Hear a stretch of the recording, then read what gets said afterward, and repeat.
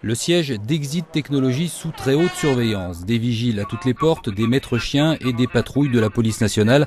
Un comité d'accueil plutôt musclé, réservé à la centaine de salariés de Fulmen venus soutenir leurs collègues syndicalistes. Très vite, les esprits s'échauffent, des incidents éclatent entre salariés et agents de sécurité. Nous, on est rentrés assister à la réunion et ils sont rentrés comme des furies. Ils ont essayé de rentrer comme des furies. Donc on les a empêchés de rentrer en sachant pas ce qu'ils nous voulaient exactement. Et puis là, ils ont commencé à gazer, à pousser les portes. Ils étaient au moins 5-6 derrière une porte. Les salariés exigent le retrait des sanctions à l'encontre de 3 de leurs collègues avant de débuter toute négociation. La direction refuse, la séance est suspendue. À la pause déjeuner, les salariés du siège se joignent aux ouvriers de Fulmen.